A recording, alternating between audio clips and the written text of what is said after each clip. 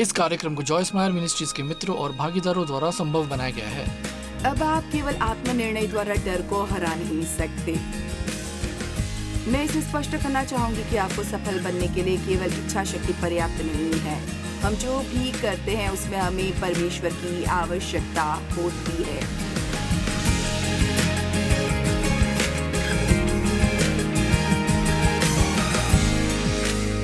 विश्वास वास्तव में डर के लिए एकमात्र प्रतिकार है। जब डर दरवाजे पर दस्तक देता है तो विश्वास उसे प्रत्युत्तर देता है। शैतान डर के द्वारा हमारे जीवन में प्रवेश पाता है और विश्वास के द्वारा परमेश्वर हमारे जीवन में प्रवेश करते हैं। पवित्र शास्त्र में लगभग 7,000 प्रतिज्ञाएं हैं, लेकिन इनमें से एक भी आपके लिए साकार नहीं होंगी अगर आप इस पर विश्वास नहीं करते। और ऐसा एक पल के लिए भी मत सोचिए कि शैतान आपके विश्वास को चुराने की कोशिश नहीं करेगा। हमें विश्वास की अच्छी लड़ाई लड़नी है। एक मसीह के लिए डर के प्रति केवल एक ही व्यवहार स्वीकार्य है और वो है मैं नहीं डरूंगा। अब आप इसे सुनिश्चित कर लीजिए, मैं नहीं डरूंगा। जो मैं कह रही हूं, मैंने ये नहीं कहा कि आपको कभी डर नहीं लगेगा, आपको डर महसूस होगा, लेकिन डरना और डर महसूस करना दोनों अलग चीजें हैं।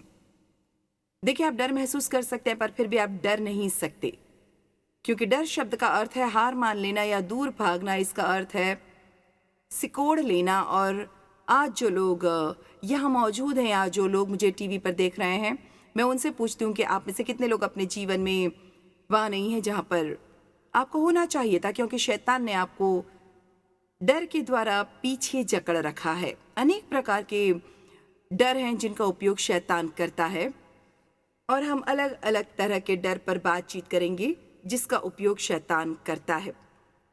और आज सुबह हम कई प्रकार के डर पर चर्चा करेंगे और इसे डर के कर सकते हैं। इसका मतलब है कि आप डर को महसूस तो कर सकते हैं, लेकिन फिर भी आप अब भी आगे बढ़कर वो कर सकते हैं जो आपको परमेश्वर करने के लिए कहते। बाइबल ये नहीं कहती कि थरथराओ मत, पसीना मत बहने दो, कांपो मत।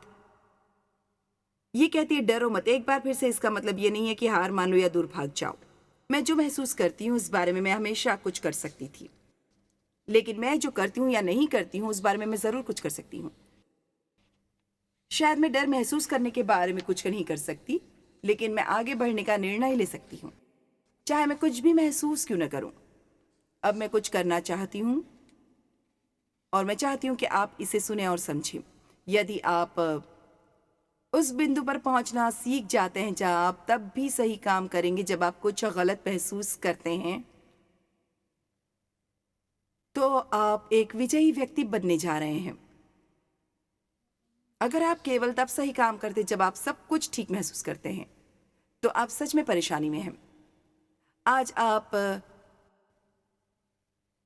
क्या खाना पसंद करेंगी जॉयस? मैं एक बड़े कटोरे में नूडल्स खाना चाहूंगी। आप कल क्या खाना चाहेंगी? और भी नूडल्स, लजानिया, स्पेगेटी, फेटुचीनी। लेकिन मेरे साथ ऐसा नहीं होगा, क्योंकि मैं अपने पसंद के कपड़ों में आना चाहती हूँ। आमीन। हम वो सब नहीं कर सकते जो हम करना चाहते हैं, और उस तरह के व्यक्ति नहीं बन सकते जो हम बनना चाहते हैं। आपको खुद को प्रतिबद्ध करना चाहिए। नीति वचन विवेक के बारे में बात करता है, और शायद आप में से कई लोग नहीं जानते कि इस शब्द का क्या अर्थ है, लेकिन इसका मतलब है अच्छा प्रबंधन। इसका मतलब है कि परमेश्वर ने हमें बहुत सारे संसाधन दिए हैं, यदि हम इन्हें अच्छे से प्रतिबद्ध करते हैं, बल्कि आपको ऐसा करना होगा, तो ये बढ़ेंगे और समृद्ध होंगे। अब आप केवल आत्मनिर्णय द्वारा डर को हरा नहीं सकते। मैं इसे स्पष्ट करना चाहूंगी कि आपको सफल बनने के लिए केवल इच्छा शक्ति पर्याप्त नहीं है। हम जो भी करते हैं उसमें हमें परमेश्वर की आवश्यकता होती है। आमीन।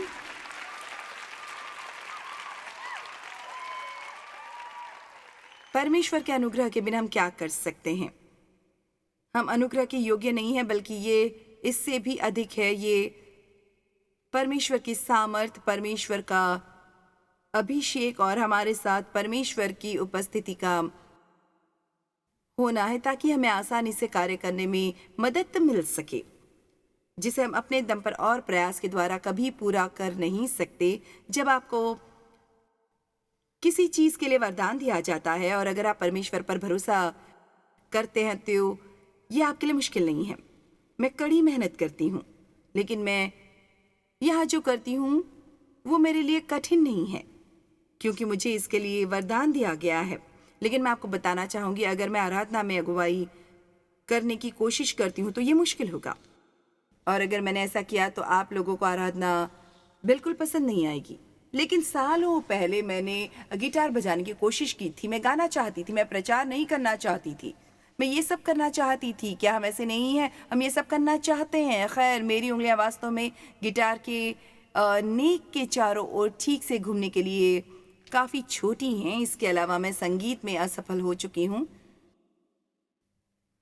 वास्तव में ये मजाकिया था। हमारे साथ मार्टिन स्मिथ थे जब डिलेरिस के साथ थे। उन्होंने कई बार हमारे लिए आराधना में अगुवाई की है, और एक रात वो हमारे साथ थे और मैंने एक बात कही कि मैं अंग्रेजी में असफल होने के करीब आ चुकी थी, और अब मेरा टेलीविज़न कार्यक्रम 100 अलग अलग भाषाओं में दुनिया के 2/3 हिस्सों में चल रहा है। 100 अलग अलग भाषाओं में उनका अनुवाद किया जा रहा है। एक रात एक होटल में एक स्पेनिश व्यक्ति था। वो वहां पर काम करता था और उसने मुझे आते हुए सुना और मैंने अंग्रेजी में कुछ कहा, और उसने हमारे साथ के लोगों में से एक से कहा, ओ क्या वो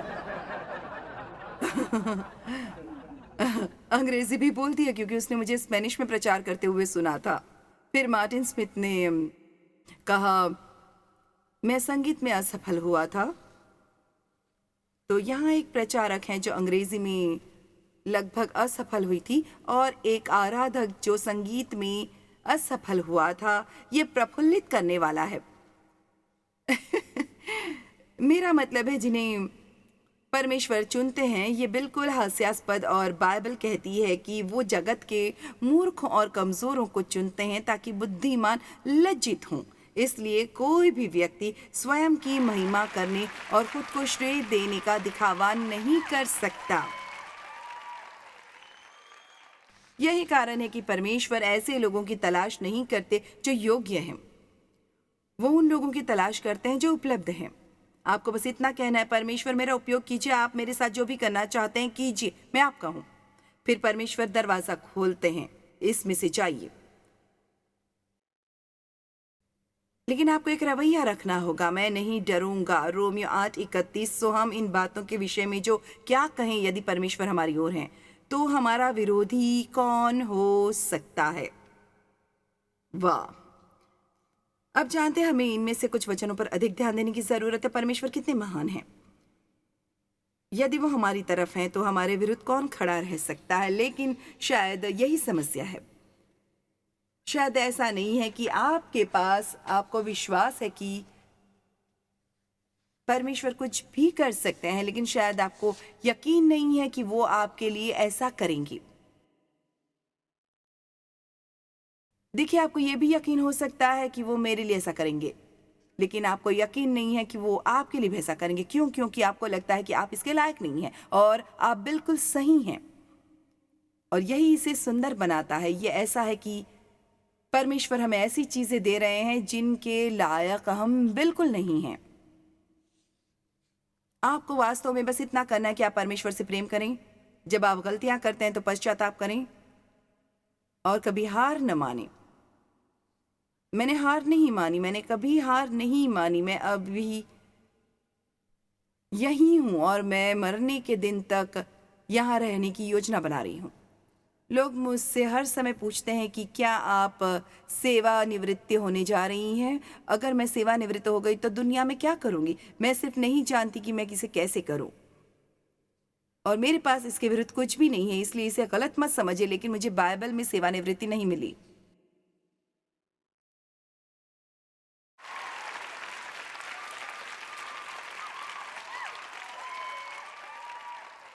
मुझे प्रतिशोध मिलता है। परमेश्वर आपको एक नई आग देंगे। लेकिन कालेब जब वो 80 वर्ष का था तो उसने परमेश्वर को एक पहाड़ देने के लिए कहा। आप में से जो लोग 15 वर्ष के हैं वो पहाड़ की मांग नहीं करेंगे। आप अपने बारे में क्या सोचते हैं? वास्तव में ये पहली बात है कि आपको अपने और परमेश्वर के बीच में सही करना होगा, क्योंकि परमेश्वर आपसे बिना शर्त के प्रेम करते हैं। पौलुस ने लोगों के लिए प्रार्थना की कि वे उस प्रेम की ऊंचाई, लंबाई और चौड़ाई को जाने जो परमेश्वर के पास उनके लिए है। क्यों? क्योंकि पूर्ण प्रेम डर को दूर करता है। आप कभी भी डर से छुटकारा नहीं पा सकते जब तक कि आप ये न जान लें कि परमेश्वर आपसे प्रेम करते हैं, क्योंकि एकमात्र कारण जो परमेश्वर बाइबल में बताते हैं कि डरो मत क्योंकि मैं तुम्हारे साथ हूं, वो बस इतना ही कहते हैं, डरो मत क्योंकि मैं तेरे संग हूं।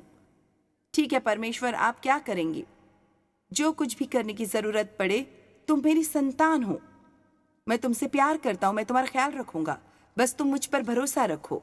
शैतान डर के साथ आएगा और तुम्हें डराने की कोशिश करेगा, लेकिन तुम अपने मुंह से जोर से कहना, शैतान मुझे परवाह नहीं कि तू मुझे डराने की कोशिश कर रहा है, मैं परमेश्वर पर विश्वास करता हूं। चलिए अपने मुंह से ये शब्द बोलिए, ये सबसे शक्तिशाली चीजों में से एक है जो आप कर सकते हैं। तो आप अपने बारे में कैसा महसूस करते हैं? मुझे अपने जीवन में इसे सही करना होगा, क्योंकि मैं खुद को पसंद नहीं करती थी। मुझे मेरा व्यक्तित्व पसंद नहीं था, मुझे मेरे दिखने का तरीका पसंद नहीं आता था, मुझे मेरी झांगी अच्छी नहीं लगती थी। देखिए, आपको अपने साथ शांति बनानी होगी और आपको हर किसी के साथ तुलना करना बंद करना होगा। परमेश्वर आपको किसी से तुलना करने के लिए नहीं कहेंगे, वो केवल आपको अपने सबसे अच्छे रूप में बनाएंगे। अगर आप समय अपने साथ में बुरा महसूस करते हुए बिताएंगे तो ये आपके लिए आशीष नहीं होगी। आप कह सकते हैं, लेकिन आप नहीं जानती कि मैंने क्या किया है। आपने चाहे जो कुछ भी किया हो या उससे बदतर नहीं होगा जो हम में से बाकियों ने किया। आप खुद को पसंद करने का फैसला क्यों नहीं करते? हो सकता है कि आप हर किसी को कही हुई बातों पर ज्यादा विश्वास करते हैं और परमेश्वर ने जो कहा है उस पर पर्याप्त विश्वास नहीं करते। जब मैं बड़ी हो रही थी तब मेरे पिता हमेशा मुझसे कहा करते थे, तुम कभी कुछ नहीं करोगी। खैर, हाँ, आखिर में मुझे हंसी आती थी। आमीन। मुझे याद है कि जब मैंने प्रचार करना शुरू किया था तब मैंने उन सभी को खो दिया, क्योंकि उन्होंने सोचा था कि मैं अपना विवेक खो चुकी हूं। कम ऑन, आखिरकार आपको हंसना पड़ेगा। क्या आपने मुझे सुना? भजन संहिता 118 का 6, यहोवा मेरी ओर है, मैं न डरूंगा, मैं नहीं डरूंगा। मुझे लगता है कि जब हम दाऊद बहुत कुछ कहते हैं कि आज वो दिन है जो यहोवा ने बनाया है, हम इसमें मगन और आनंदित हों। मुझे लगता है कि ये विश्वास का कथन बना रहे थे। मेरी समझ में ये नहीं आता कि मुझे ऐसा नहीं लगता, बल्कि वो कह रहे थे ये वही है जो मैं करने जा रहा हूं। मैं डर के आगे घुटने नहीं टेकूंगा। क्यों? क्योंकि परमेश्वर मेरे साथ है। मेरे पिता ने लगभग 15 वर्षों तक मेरा यौन शोषण किया। मेरा मतलब है हम बात कर रहे हैं, ऐसा कोई भी सप्ताह नहीं बीतता जब वो मुझे पागलपन के सामने आत्मसमर्पण करते नहीं देखते थे। और मेरी माँ इस बारे में जानती थी, लेकिन वो उनसे भी डरती थी, इसलिए उन्होंने इस बारे में कुछ नहीं किया। सच कहूँ तो उनकी तुलना में मुझे माँ को क्षमा करने में ज़्यादा कठिनाई हुई, क्योंकि मैं ऐसा नहीं कर सकती। मैं अब भी ये नहीं समझ पा रही हूँ कि वो किस तरह की माँ थी जो अपनी बच्ची को अपने पति द्वारा दुर्व्यवहार करने दे सकती है और डर के कारण इस बारे में कुछ नहीं कर सकती थी। लेकिन मुझे क्षमा करना पड़ा। लेकिन मेरे पिता ने मुझे शारीरिक रूप से नियंत्रित नहीं किया। उन्होंने शारीरिक रूप से मुझसे कुछ भी नहीं करा। उन्होंने डर से मुझे काबू में कर लिया था। क्या आपको भी कभी डर से नियंत्रित किया गया है? ये भयानक है, ये सच में भयानक है। तो मैं डर में बड़ी हुई, मुझे बस इतना ही पता था, और इसलिए मुझे भरोसा करने में लंबा समय लगा और मुझे ये विश्वास करने में भी लंबा समय लगा कि मेरे साथ अच्छी चीज़ें होंगी। मेरे साथ इतनी सारी बुरी चीज़ें हुई थी कि मैं उस बिंदु पर पहुंच गई जहां मेरी उम्मीदें बंद हो गई थी। एक तरह से मैं हमेशा ये इंतजार करती रही कि अगली बुरी चीज क्या होगी। खैर, मैंने 180 डिग्री टर्न लिया और अब मैं हर दिन जो चीजें कहती हूं उनमें से ये एक है, आज मेरे साथ कुछ अच्छा होने वाला है। कम ऑन, आज मेरे साथ कुछ अच्छा होने वाला है और आज मेरे द्वारा कुछ अच्छा होने वाला है। सिर्फ अपने लिए अच्छी चीजों की इच्छा मत कीजिए, बल्कि आप इच्छा कीजिए परमेश्वर आपको जो देते हैं वो आपके द्वारा दूसरों तक प्रवाहित हो। ये तब होता है जब आप सच में खुश रहते हैं और जब आप दूसरों को खुश देखना चाहते हैं। मैं ये फिर से कहना चाहूंगी, ये तब होता है जब आप वास्तव में खुश रहते हैं और जब आप दूसरों को खुश करने के लिए अपना जीवन जीते हैं। कम ऑन, आज कुछ चेहरों पर मुस्कान लाइए। आमीन। जैसे कि आप बहुत अच्छे हैं। मुझे यहाँ एक लड़की मिली जो बहुत उत्साहित है। मुझे वो लोग पसंद है जो उत्साहित रहते हैं। आमीन। मैं कभी नहीं डरूंगी। मैं डर महसूस कर सकती हूँ, लेकिन मैं इसके आगे नहीं झुकूंगी। आप में से कई लोग इस कहानी से परिचित हैं, लेकिन मरकुस 4:35 से लेकर अध्याय 5:1 तक हम वचन 35 के आरंभ में देखते हैं। उस दिन जब सांझ हुई तो उसने उनसे कहा, आओ हम पार चलें। और यदि अध्याय 5 पद 1 तक सब कुछ छोड़ देते हैं तो आप देखेंगे कि वे दूसरी तरफ पहुंचे। इसलिए जब परमेश्वर कुछ कहते हैं तो ऐसा होता है। हालांकि वचन 35 और अध्याय 5 वचन 1 के बीच एक बड़ी आंधी आती है। खैर, क्या ये उस तरह से नहीं है जैसा होते रहता है? परमेश्वर ने आपसे एक वायदा किया है। आप उत्साहित हो जाते हैं। हमें लगता है कि ये आसान होगा। मुझे याद है एक सुबह जब मैं अपना बिस्तर लगा रही थी और मैं पहली शिक्षण कैसेट सुन रही थी जिसे मैंने कभी सुना था, और ये एक संदेश था जिसे cross over to the other side कहा जाता था, जो इन वचनों से लिया गया था। और जब मैंने अपना बिस्तर लगाते समय कहा, तुम पूरी दुनिया में जाओ और मेरा वचन सिखाओ। खैर, क्या आप जानते हैं, मैंने उन पर विश्वास किया, क्योंकि जब परमेश्वर आपसे कुछ कहते हैं तो वो किसी चीज के लिए विश्वास भी देते हैं और आप उन चीजों पर विश्वास करने लगते हैं जो आपके दिमाग की समझ से बाहर है। आप में से कितने लोग मानते हैं कि परमेश्वर ने आपसे जो बातें कही हैं उसे यदि आप लोगों को बताते हैं तो वे सोचते हैं कि आप पागल हो रहे हैं। इसलिए कभी कभी हम किसी और को ना बताएं तो बेहतर होता है। बस प्रतीक्षा कीजिए और उन्हें स्वयं देखने दीजिए। तो हम उत्साहित हो जाते हैं और मैंने सोचा, मुझे नहीं पता था कि ऐसा कुछ होने के लिए मुझे 30 साल तक इंतजार करना पड़ेगा। और मैंने बाइबल अध्ययन लेना शुरू किया जिसमें आरंभ में 12 लोग थे, और मैं इतनी बुद्धिमान नहीं थी ये जानने के लिए कि वे केवल इसलिए आए क्योंकि मैं काम पर उनकी बॉस थी। मुझे लगा कि मुझे वास्तव में सफलता मिली है, और फिर उन्होंने जाकर यूनियन में शिकायत कर दी। उन्हें ऐसा लगा कि मैं केवल उन लोगों का समर्थन करूंगी जो मेरे यहाँ बाइबल अध्ययन में आएंगे। इसलिए जहाँ मैं काम करती थी वहां से मुझे बाइबल अध्ययन को हटाने के लिए कहा गया। खैर, मैं 30-40 मिनट की दूरी पर रहती थी जहाँ पर मैं बाइबल अध्ययन ले रही थी, और मैंने सोचा, खैर कौन आएगा जहाँ मैं रहती हूँ, इसमें भाग लेने के लिए इतनी दूर कौन आएगा। लेकिन मैंने हार नहीं मानी। मुझे डर था कि कोई नहीं आएगा। मैं आपको बता नहीं सकती कि मैं अपने जीवन में कितनी बार डरी हूं। मुझे डर था कोई नहीं आएगा, लेकिन आप जानते हैं कि क्या हुआ? यहाँ 12 लोगों से बढ़कर 25 लोग आए। मैं आपको कुछ बताती हूँ, असुविधाएं परमेश्वर को रोक नहीं सकती और ना ही आपकी अक्षमताएं। 2 सप्ताह पहले मैंने इस मरकुस में, इस कहानी में कुछ देखा। ये मेरे लिए अद्भुत है कि आप इसे कुछ ऐसे पढ़ सकते हैं। मेरा मतलब है, मैंने 40 वर्षों में इसे शायद 1000 बार पढ़ा होगा, और मैंने इस अगले वाक्य को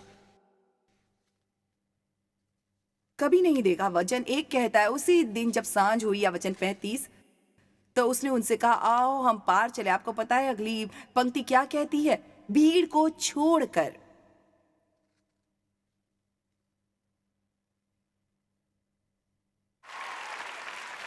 देखिए, मैं देखनी चाह रही हूं कि आप कितने बुद्धिमान हैं।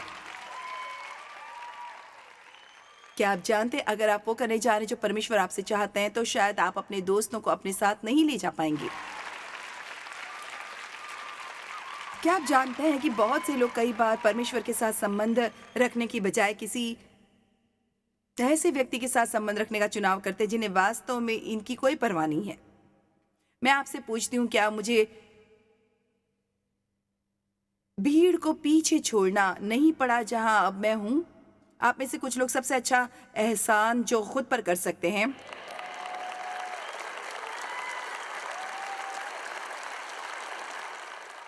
वो है अपने कुछ दोस्तों से दूर हो जाना, क्योंकि वे आपको नीचे खींच रहे हैं।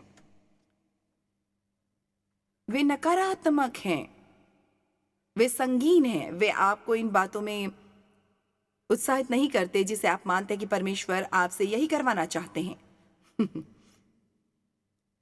आप कहते हैं खैर मैं इसका आदी हो चुका हूं। वेल,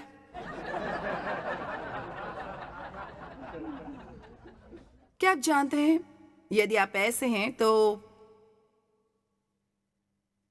प्रार्थना कीजिए और इतने दैवीय बन जाइए कि वो व्यक्ति खुद बदलना चाहे, लेकिन इस बीच बस अपने आप को घेरे रखिए। अगर आपको घर में नकारात्मकता मिल रही है तो अपने जीवन में अन्य समय के दौरान सकारात्मकता के साथ खुद को घेरे रखने के लिए प्रयास कीजिए।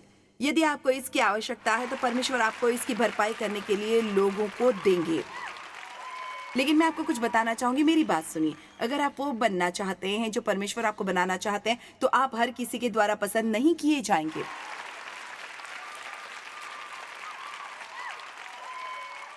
भीड़ को पीछे छोड़कर, मुझे ये पसंद है। वाओ, हाल ही में मैंने इस पर एक पूरा संदेश सिखाया है। भीड़ को छोड़कर जैसा वो था वैसा ही उसे नाव पर साथ ले चले और उसके साथ और भी नावें थीं। तब बड़ी आंधी आई और वे बहुत ही डर गए और यीशु नाव में सो रहे थे। क्या आपको अच्छा नहीं लगता जब आपके हाथ पांव फूल जाएं और यीशु सो रहे हों? आपको कैसा लगेगा?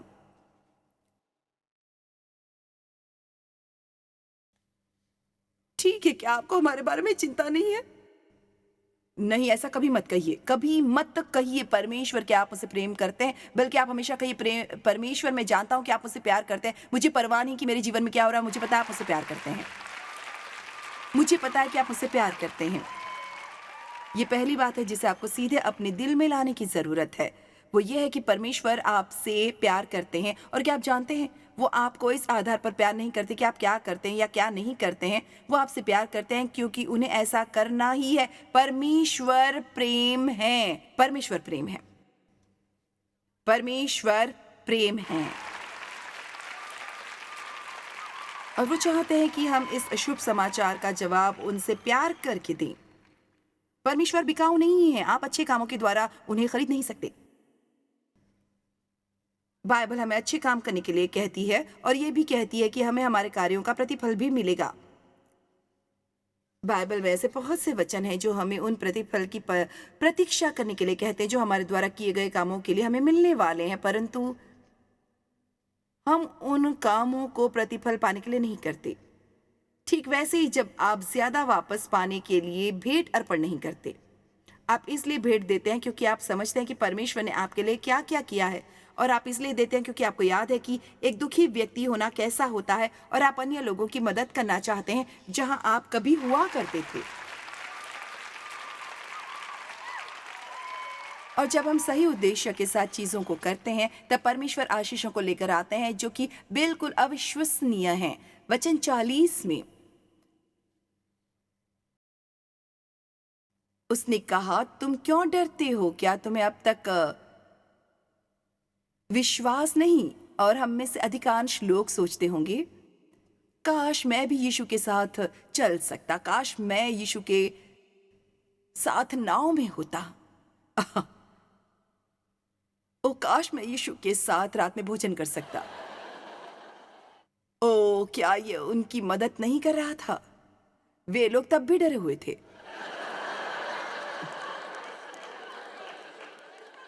क्या तुम्हें अब तक विश्वास नहीं? लेकिन वे दूसरे किनारे पर पहुंच गए, क्योंकि परमेश्वर जो कहते हैं वो पूरा होता है। या आपके साथ या आपके बिना भी पूरा हो सकता है। आमीन। परमेश्वर हमें डर नहीं देते। जब आप डर महसूस करते हैं तो पहली बात जो आपको समझना जरूरी है वो ये है कि परमेश्वर की ओर से नहीं है। और इसे जोर से कहिए, ये परमेश्वर की ओर से नहीं है, ये परमेश्वर की ओर से नहीं है। क्योंकि परमेश्वर ने हमें भय की नहीं 2 तीमुथियुस 1:7 में,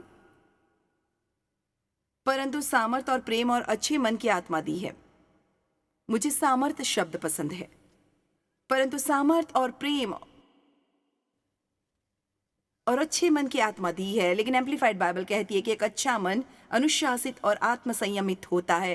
क्या आपको इसका अर्थ पता है? आप अपने विचारों को चुन सकते हैं और आप उन बातों को सोच सकते हैं जो आपको लाभान्वित करेंगी। आपको सारा दिन आलोचनात्मक, निर्णयात्मक, संदिग्ध और बुरे विचारों को सोचने की कोई जरूरत नहीं है। आमीन। और क्या आप जानते हैं किस तरह के विचार आपको खुश या दुखी कर सकते हैं? आप किसे अपने जीवन में प्रवेश करने दे रहे हैं? आप डर के माध्यम से शैतान को अंदर आने देते हैं। मैं कुछ लोगों को सुन सकती हूँ, मैं इसमें मदद नहीं कर सकती, मुझे बस डर लगता है। याद रखिए, हम इस बारे में बात नहीं कर रहे हैं कि आप कैसा महसूस करते हैं। हम बात करें कि आप क्या प्रतिक्रिया करते हैं। आप आगे बढ़कर कह सकते परमेश्वर मुझे डर लगता है, लेकिन मैं इसे रोकने वाली हूँ क्योंकि मुझे पता है कि आप मेरे किसी भी भावना से बड़े हैं। इसे कोई फर्क नहीं पड़ा कि मैं कैसा महसूस करती हूँ।